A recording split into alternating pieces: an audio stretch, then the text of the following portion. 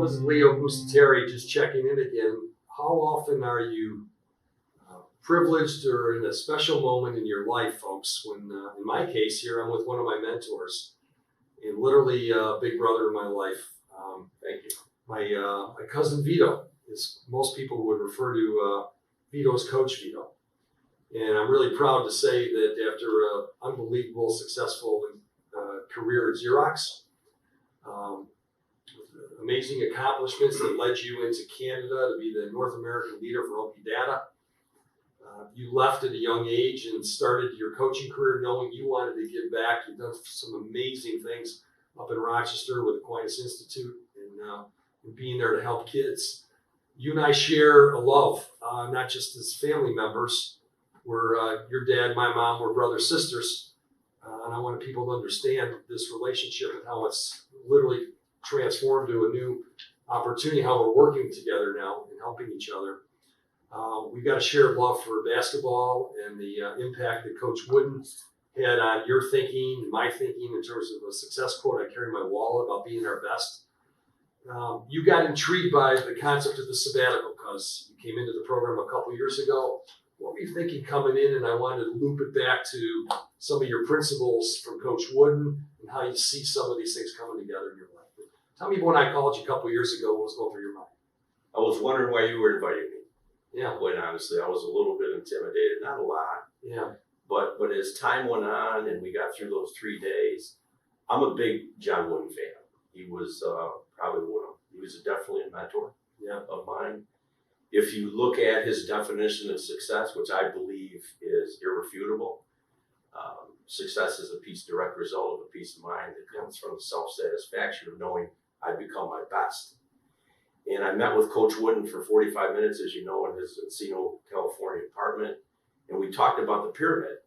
And I began to live that. He encouraged me to go home and work on it and embellish on it. He said, I have a sports background, a teacher. You are in the business world. Take it and build on it.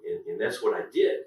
Yeah. And I from that point on, that was an inflection point in my life, one of the 2 or 3 that I've had. And from that point on, I tried to live by that mantra, not to compare myself to other people, but to try to become the best that I could be. That was my measure. It was almost like a marathon where you try to do your personal best every day.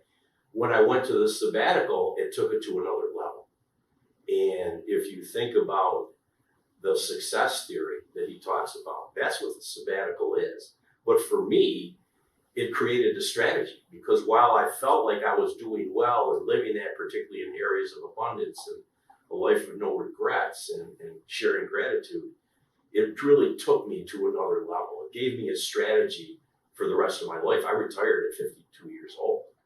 And I knew that I wanted to teach and I wanted to coach. It didn't necessarily have to be adolescents, but it was certainly adults, and I did that for 5 or 6 years. I still do that. I love Aquinas. You talked about that. They believe in the same thing that I do, which if you look at the Basilian philosophy, it's very simple. It's helping those that are in need, those that are less fortunate. But what it's done is it's expanded my view. It's given me a strategy so that I can put a plan together for all the elements of the sabbatical. And it just took me to another level and made me think more about helping people and being grateful for what was going on in my life and trying to live a life with no regrets. And I've made a lot of progress. I have a long ways to go. Yeah. But that's what it's done for me, and I look forward to helping other people do it. We're talking about taking the levels of the thinking further to coach, to reinforce, to sustain. You're heading up the coaching faculty. Mm-hmm. What are some of your thoughts in terms of you're doing week-to-week coaching right now with some other business owners, entrepreneurs, some folks that are still looking for your counsel that you've been providing some extraordinary value to? What should the sabbatical people be thinking about as it relates to coaching as it goes forward after Arizona, for instance? It's taking all those elements to another level, like I talked about. But let me just take one. Let's just talk about abundance. Yeah. And let's talk about living a life of significance. I heard something a long time ago that really struck me, and it might have come from Coach John Wooden for all I know. It's that you've never lived a perfect day until you've done something for somebody that they can never repay you for.